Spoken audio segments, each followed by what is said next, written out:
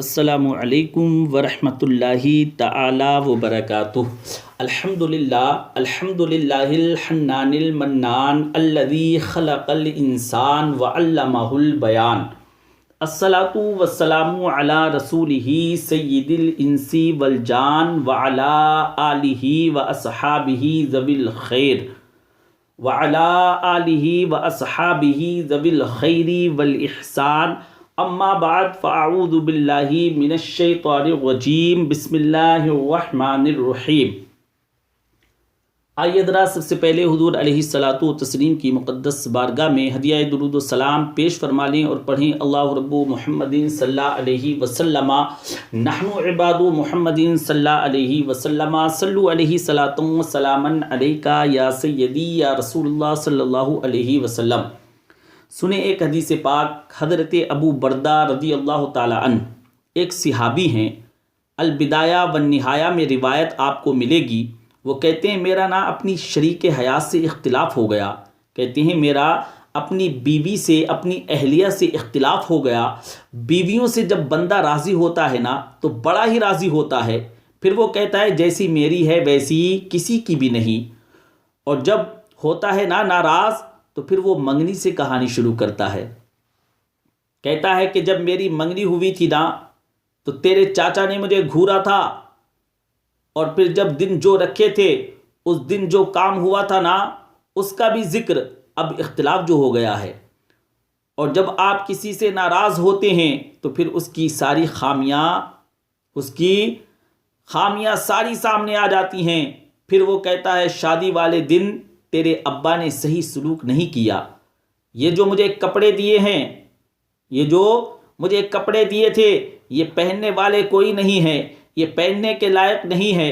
اب اختلاف ہو گیا ہے، اب ہم کیا کرتے ہیں؟ جو قریب والے لوگ ہوتے ہیں وہ تھوڑا تیل اور ڈالتے ہیں، وہ کہتے ہیں نہیں تجھے پتہ ہی کوئی نہیں ہے، تو تو شادی کے 15 دن بعد سعودی عرب چلا گیا تھا، ہم سے سن، کہتے ہیں ہم سے سن کہانیاں، ہم بتاتے ہیں تاکہ تباہی اور اترے، تاکہ اور تباہی ہو اور بربادی ہو اور لڑائی ہو۔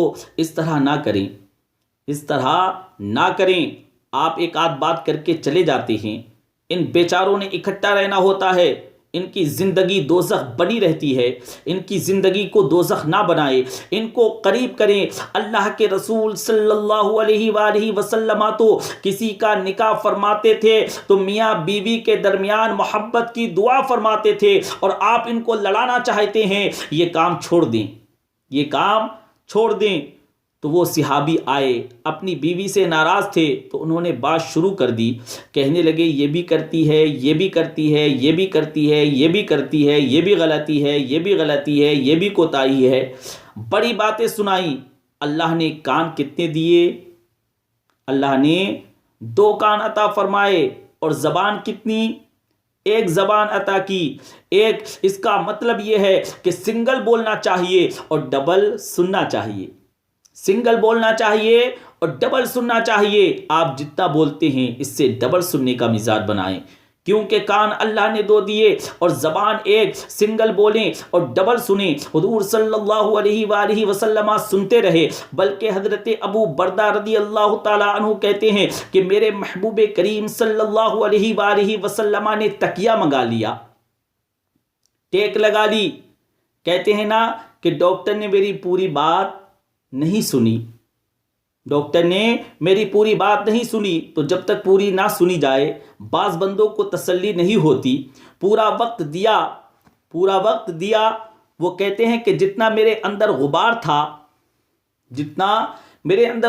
جتنی بھڑاس تھی، میں نے سب نکال دیا، اور میں نے ثابت کر دیا کہ میری بیوی میں یہ بھی کمزوری ہے، یہ بھی کمزوری ہے، یہ بھی کمزوری ہے۔ کہتے ہیں جب میں تھک گیا نا باتیں کر کے اور باتیں ختم ہو گئیں تو حضور صلی اللہ علیہ وآلہ وسلم مسکرانے لگے۔ سبحان اللہ، آمینہ کے لال مسکرانے لگے، سرکار مسکرائے، حضور ہلکا سا مسکرائے زیر لب، اور فرمانے لگے کہ تیری بات ختم ہو گئی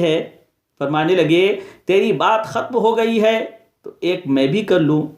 تو کہتے ہیں نبی کریم صلی اللہ علیہ وآلہ وسلم نے ساری باتیں سنی تو فرمایا ایک بات کر لوں، تو میں نے کہا یا رسول اللہ کیجئے۔ تو نبی کریم صلی اللہ علیہ وآلہ وسلم فرمانے لگے صرف ایک بات کا جواب دے، صرف ایک بات کا، کہ تیرے آگے یوں ہیں دبے لچے، تیرے آگے یوں ہیں دبے لچے فصحاء عرب کے بڑے بڑے، کوئی جانے منہ میں زباں نہیں، کوئی جانے منہ میں زباں نہیں، نہیں بلکہ جسم میں جان نہیں، نہیں بلکہ جسم میں جان نہیں۔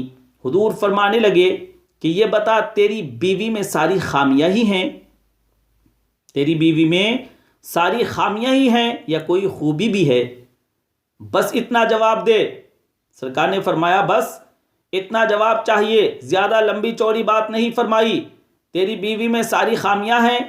اللہ جب بندہ بناتا ہے نا تو ایسا کوئی بندہ رب کریم نے نہیں بنایا جس کے اندر اللہ تبارک و تعالیٰ نے کوئی خوبی نہ رکھی ہو۔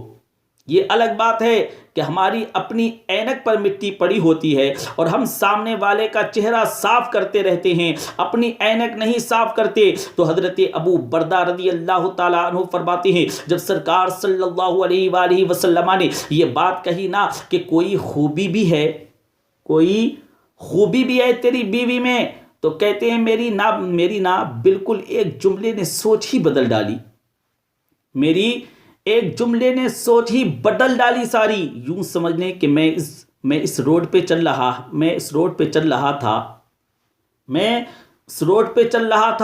اس روڈ پہ آ گیا، میرے نبی پاک صلی اللہ علیہ وآلہ وسلم نے مجھے اس والے راستے پہ ڈال دیا ہے، اچھے راستے پہ ڈال دیا ہے، بالکل ساری سوچ بدل گئی۔ یعنی ایک ہی جملہ لیکن ہر چیز بدل دی سرکار دو عالم صلی اللہ علیہ وآلہ وسلم نے۔ حضور فرمانے لگے کوئی خوبی بھی ہے؟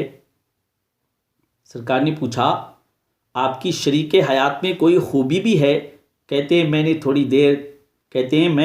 تھوڑی دیر چپ رہا، پھر میں نے عرض کی یا رسول اللہ صلی اللہ علیہ وآلہ وسلم آپ حکم فرمائیں، یا رسول اللہ آپ حکم فرمائیں۔